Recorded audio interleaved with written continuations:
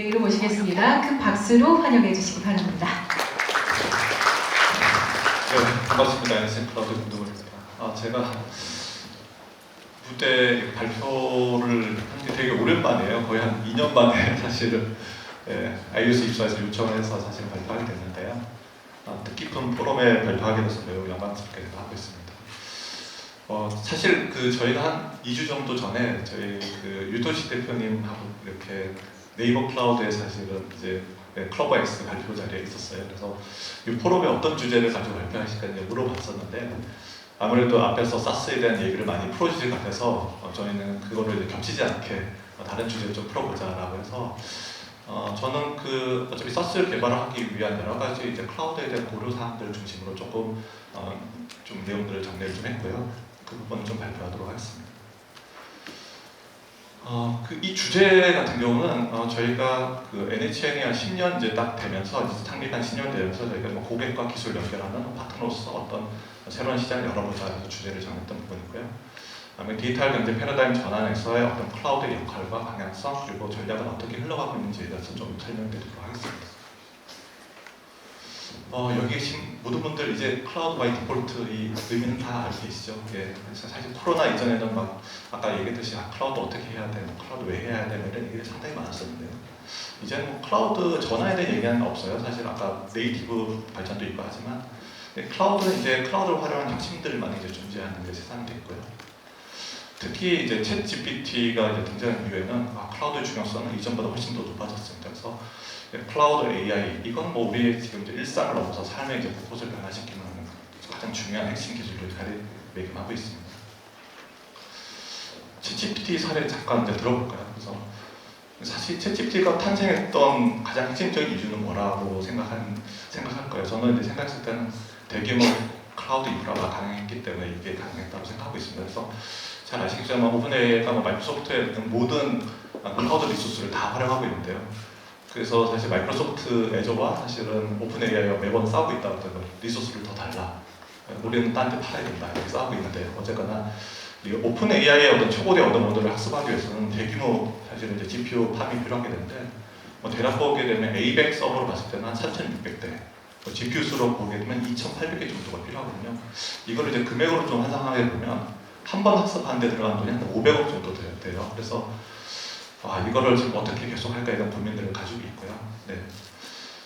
챗GPT가 이제 도입하는 게 약간 대규모 이제 GPU가 필요하고 이 대규모 GPU 자원을 확보하냐 못하냐에 따라서는 우리가 디지털 혁신을 가져올 수 있냐 뭐냐 이런 되게 중요한 기로에 서 있습니다. 그래서 잘 아시겠지만 이제 미국과 사실 이제 중국과의 여러 가지 이제 규제 중에서 AI에 대한 부분들이 중국에 수출이 안 되는 규제들도 나왔던 이유 중에 하나는 이런 NVIDIA의 A100 자체가 사실은 이제 중국의 어떤 AI 산업의 유수의 가장 중요한 포인트이기 때문에 이런 부분에 규제가 들어가기도 하고요. 저희가 이제 뒤에 말씀드리겠지만 NHN 클라우드 같은 경우는 이제 국내 최초로 H100 개발에 사실은 이제 국가 인공지능 데이터 센터를 이제 건립해서 디지털 혁신을 주도할 예정을 잡혀 있습니다. 요 화면은 저희가 프라이빗 클라우드 덱은 뭐냐면 NHN이 제공하고 있는 프라이빗 클라우드의 상품명이거든요. 그래서 아까 사스 기업들이 사스 기랑 모든 어떤 기업들이 퍼블릭 클라우드로 다 전환해서 서비스하는 부분들이 현실적으로 어려워요. 그래서 잘 아시겠지만 새로 시작하는 스타트업들 같은 경우는 초기에 인프라를 클라우드 기반으로 구성하기 때문에 충분히 확장성이나 이런 것들을 고려하면서 할 수 있는 부분이 있대요. 기존에 아마 들고 있는 시스템 자체를 우리가 사스로 개발하는데 기존 시스템을 제외하고 다 새로 개발해가지고 레가시 시스템 버리고 하는 부분들이 현실적으로 너무 어렵습니다. 우리가 잘 알고 있는 넷플릭스 잘 아시잖아요. 넷플릭스 같은 경우도 최고의 사실은 데이터 비디오 스트리밍을 하지만 IDC를 버리고 순수 AWS로 돌아가는 데만 한 7, 8년 정도 걸렸거든요. 그러니까 엄청나게 오랜 시간이 필요합니다. 그래서 단순히 이제 리프레시 푸드 방식으로 서비스 이전은 구로를 하겠지만 이거는 사실은 맞지 않죠. 왜냐하면 기업 내에 가지고 있는 기본적인 보안이라든지 업무 프로세스가 있기 때문에 이건 매우 복잡한 부분이 있고요. 그래서 이제 규제 산업의 특성에 맞는 어떤 사스의 도입이 필요하고 이 버티컬에 대한 어떤 지원들이 좀 필요하다 이런 말씀드리고 있고요.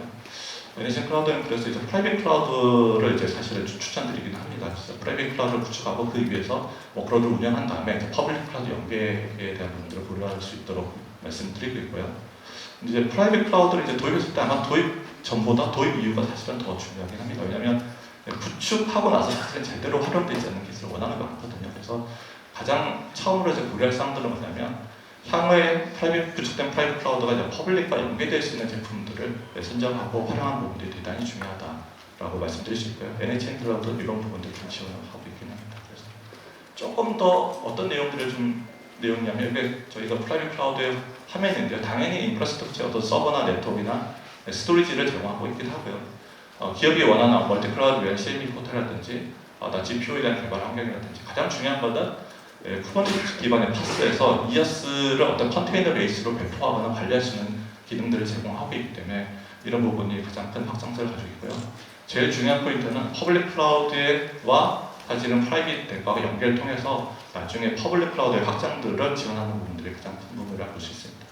이게 이제 국가 주도의 사실 한 프로젝트로 보기는 한 3, 4년 정도 됐고요. 정부가 한 대략 전체 예산을 볼 때 한 1조 예산 들어서 AI 산업을 육성하자라고 해서 지금 시작된 거고 1차 이제 본격적 궤도가 올해 10월에 오픈하게 됩니다. 대략 규모는 88.5 플러스 스토리지는 107 페타바이트. 요 88.5 플러스가 어느 정도 규모냐면 한 세계 그래도 한 10위 정도에 대한 규모가 되고요. 국내에서는 당연히 1위 정도 됩니다. 그래서 여기에 주력으로 들어가는 사실은 솔루션 아까 그 제품들이 엔비디아의 H100 제품이 이제 들어가는 탑재되가 되는데요. 물론 이제 국내 사피온이라든지 그리고 멀티를 지원하는 다양한 다른 사실은 이제 GPU, IPU나 이런 것들도 같이 탑재가 되게 됩니다. 그래서 그 H100 같은 경우는 A100의 한 3배 정도 높은 연산을 자랑할 정도로 우리가 어떤 클라우드의 어떤 GCP나 여러 가지 클라우드 사스 개발에 있어서는 가장 최신의 제품이라고 볼 수 있습니다. 그래서 이 부분들이 이제 저희가 사실은 이제 진행했던 그 A100, H100에 대한 물량들이 글로벌리 보게 되는 마지막 물량이고요. 앞으로 추가 요청하게 되면 보통 이제 딜리버리까지는 한 1년 정도 걸릴 좀 글로벌리하게 수요들이 가장 많은 제품이기도 합니다. 네트워크 트랜지스트 좀 설명드리도록 하겠습니다. 사실은 KT는 이 고민들이 많이 없을 수 있는데 모든 사실은 인터넷 기업들이라든지 사스 기업들 같은 경우는 본인이 가지고 있는 데이터 센터와 이제 CSP 간의 어떤 물리적 거리인으로 인한 레이턴시에 대한 이슈가 발생하고 있어요. 그래서 만약에 뭔가 사실 이제 글로벌 밴드로 연결을 해야 된다 그러면 이제 KT처럼 글로벌 허브를 가지고 있는, 그러니까 사실 AWS나 애저랑 연결할 수 있는 데이터셋을 선택해야지만 이 레이턴시에 대한 부분들을 그래도 최소화할 수 있는 부분이 있고요. 그럼에도 불구하고 이제 데이터 센터가 CSP한 전용수를 구축할 케이스가 있는데요. 그렇거나 레이턴시가 민감한 서비스의 경우는 좀 한계가 존재합니다. 그래서 일예로 뭐 증거사 같은 경우는 스탁 시스템들을 같은 트레이닝해서 멀티에 대한 것들을 많이 요구를 하고 있는데 이건 레이턴시가 왜 중요하죠? 뭐 트레이닝을 했는데 응답이 느린다 그러면 사실은 이렇게 짧은 시간에도 천문학적인 손해가 발생할 수 있거든요. 그래서 저희도 사실 신한금융투자와 차세대 시스템들 같은 경우 레이턴시 문제 없이 하기한 여러 가지 구를 했을 때 리저널 클라우드 제품을 통해 가지고 공급할 계획을 가지고 있긴 합니다. 고객 수는 한 4,000 정도 되고요. 그리고 파트너 수는 지금 한 400개 정도 되고 있고요.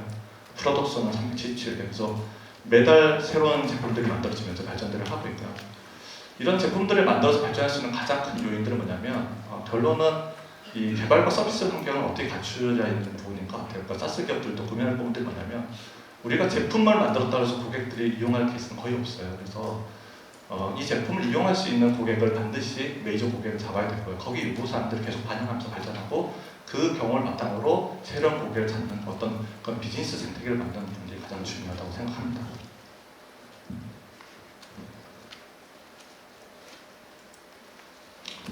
네, 지금까지 그 클라우드 트렌드, 시장 현황, NHN 클라우드 전략에 대해서 간략하게 말씀드렸고요. 앞으로도 저희가 유연하게 안전에 비즈니스 힘이 되는 핵심 가치를 두고 글로벌 테크 컴퍼니가 될 수 있도록 노력하겠습니다. 감사합니다.